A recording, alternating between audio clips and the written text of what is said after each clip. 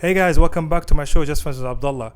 Today is reaction day, and I wanted to react specifically to a title. I didn't see the video yet, but to a title that says "I've been used by men." Quite deep, right? So let's see what this lady has to say. Oh, this is going to be a bit of a different video. I just got done, still kind of in the process of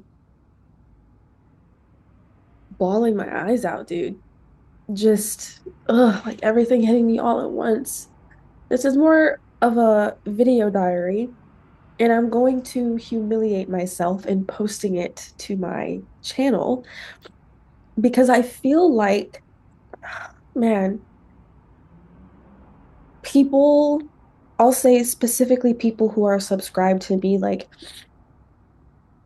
you guys are used to me being raw and vulnerable, but I think there's a level deeper that God has been trying to take me. And I don't know, maybe this is that. And maybe it's not. Maybe this is just me, wanting to share a little bit of my journey as far as just everything that God is doing in my life. And I think I have a tendency to like post content online, and even if I'm being vulnerable and I'm sharing how I'm going through heartbreak, or I'm sharing how I'm, trying to surrender to God in a particular area, I think I make it look easy. And maybe there's a part of me that desires to do that, but there's a part of me that also, I know it's because I'm putting up a wall.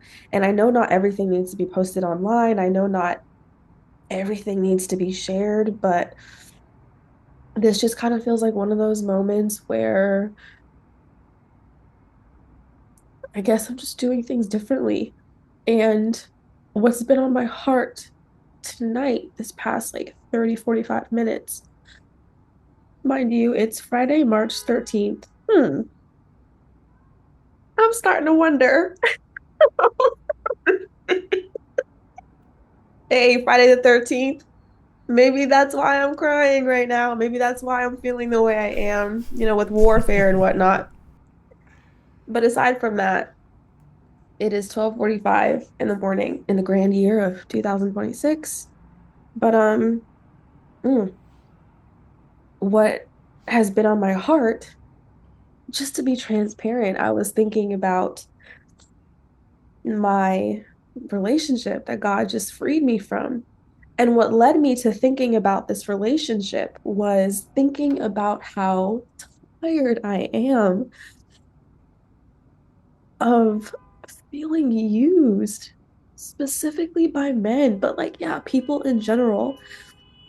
And I have it's this like cycle ever since I was like, I won't say since I was a kid because I wasn't in relationships as a kid, but ever since I started opening myself up to men out of a need for validation, out of a need for comfort or a desire for comfort, it's always been to the wrong kind of men. Anybody outside of Jesus was the wrong man for me to be opening up to in this way, anyways. But yeah. And I was thinking about that tonight. I was like, dang, I'm so tired of. So I gotta pause here just to give a shout out to this lady. Her name is Dani, I think. Dani Neves. I'll link her channel and I'll link her video in the description. But clearly, she's just going through a breakup. She's emotional.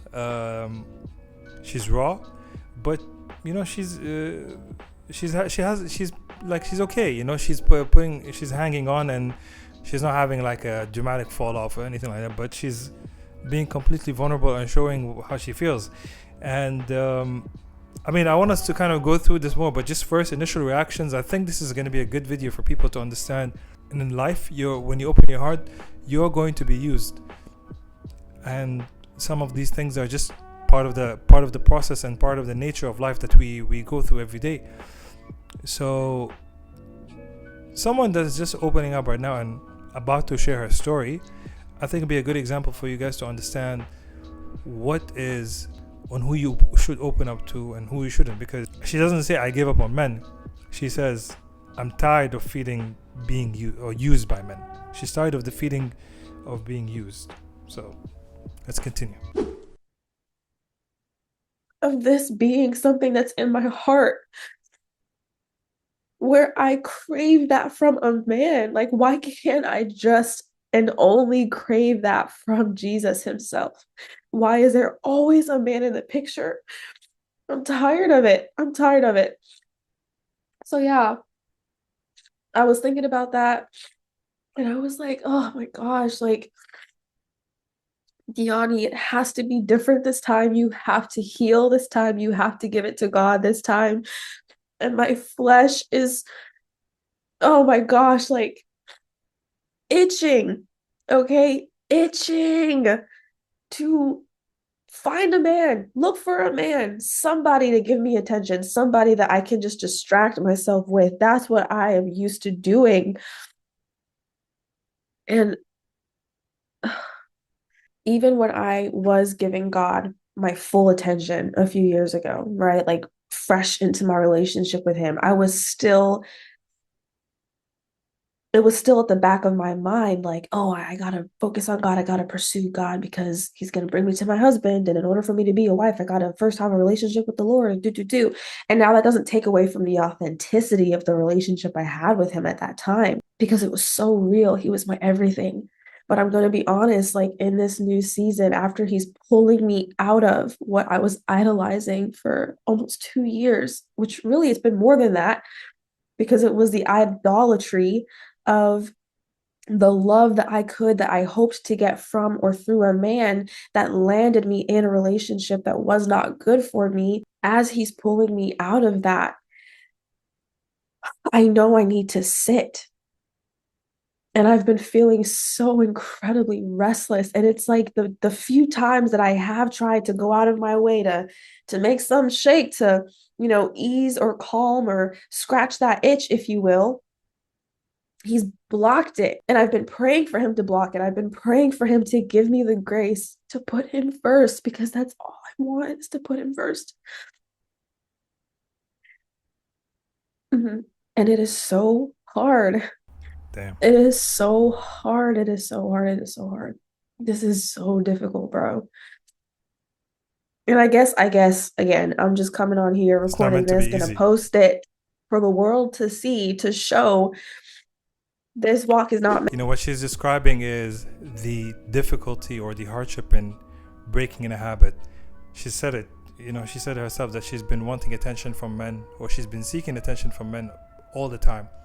She craves it. She desires it. Whatever that reason is, we don't know. We don't know if it could be something that happened in her childhood. It's just her makeup, but she craves that. And to a certain degree, almost all women love attention. And especially when they want attention from somebody who loves them back and take cares of them. Her issue is that she prioritizes that, and it's a habit that she can't let go, even though she knows it's harmful when it's with the wrong person. Yet she always seeks it, and it's like a self-inflicted wound all the time. And this is kind of like part of a cycle that people go through these things, right? Like I don't like it's not a unique situation, but at the same time it's not like it's not something that we've never seen before. Everybody has certain habits that are harmful to themselves, but they can consistently keep doing it because it's they're just familiar with it and they're comfortable, right? Whether it ends up being good or bad, it doesn't matter. It's just they know that feeling and they know how to work with, so they keep going with it. It doesn't, even if it causes harmful. Heck, I have habits that are very stupid and I would call them very reckless and irresponsible, but I keep doing them because sometimes it feels good. Sometimes it's good to know you're familiar with that feeling, and when things work out, it's exciting.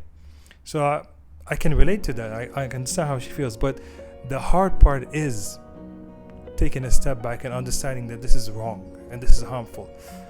And I love the fact that she's just saying how she feels, and she's opening it up about it. Like she's not hiding how she feels. It's refreshing. Let's continue. Meant to be easy. And I know and I believe and I have faith that things for me, at least on this in this regard, will get easier. But right now, I'm in the thick of it. I only just got out of that relationship in December. It's March. 2 days till it's the middle of March. Okay. Like It hasn't been that long.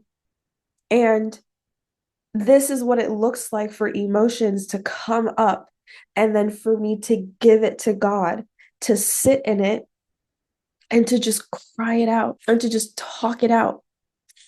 I don't even got it in me to journal right now. Like, I guess that's why I'm doing a video because even that feels like a lot of work for me. And yeah, so I found myself thinking about this relationship and I found myself thinking about just how horribly it ended. And I found myself thinking about all the instances where I could have done better as a quote unquote Christian. I am ashamed of how I acted in that relationship. I am ashamed of how I talk to this person sometimes. It's like I would have my moments where I was so on fire for God and I wanted to pull him closer towards God. So when I think about that, I just feel like a failure. I feel like I failed God. I feel like I failed this person because I knew better, so I should have done better. But at the end of the day, that wasn't a relationship I was supposed to be in from the jump. Like right off rip, God had convicted me to walk away. I remember the moment God told me, let this go. And I didn't. I didn't. And I don't feel like those years were a waste per se, but if anybody is watching this and you are in a relationship or a situationship or whatever, and God is telling you to walk away, listen, because He is trying to save you from having to go through unnecessary heartbreak. And your inability to walk away, your desire to stay, your desire to keep trying, to keep pushing, to keep fighting. What is that? Nah. So I don't want to really continue too much on the video because I think I know how it's looking, and my kind of understanding of it is this seems to be like a self-healing moment for her.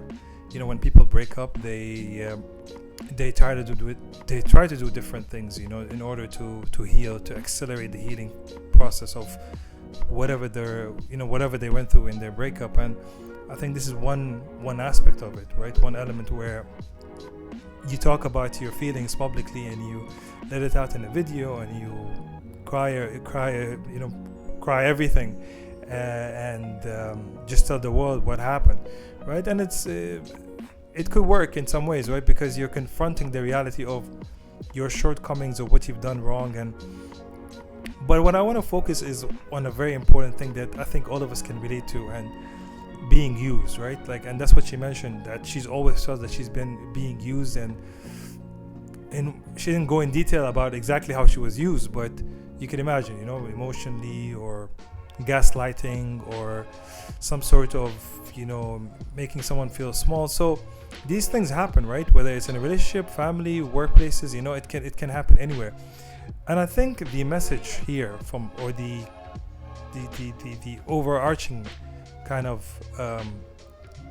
conclusion is that you got to understand who you are as a person, and based on that you pick the person that suits you the most, right? And I think that's what she perhaps didn't do. She understands her, or I'm not sure, but I'm assuming that she understands her limitations, or she understands her needs, and she understands what kind of man suits her personality, her nature, right? And she should be seeking someone that fits within that picture, right? And yeah, I mean, you could go wrong sometimes and say, hey, even if you pick someone that is absolutely suitable and all the prerequisites and all the, you know, false alarms or the red flags are all avoided, and then you're like, okay, this person is suitable for me, it can screw up. But the chances and the probability is much more less, especially with someone like clearly as sensitive and vulnerable as her. And the fact that she feels this way, she's been feeling this way for a long time, not just with her last recent relationship.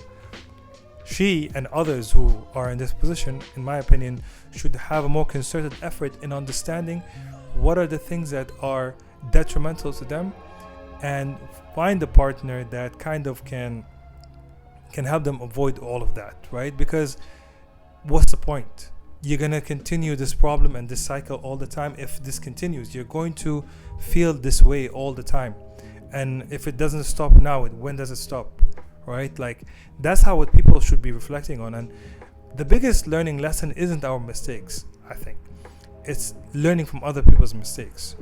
And I'm not saying this is a mistake or not, and you should be learning, but I think it should give you awareness of how, if you are a person that's sensitive, if you are a person that's also vulnerable, how you are able to navigate this, how you're able to really understand what works for you and what doesn't, and enter that relationship fresh and feel alive, right? And feel like it's going to prosper.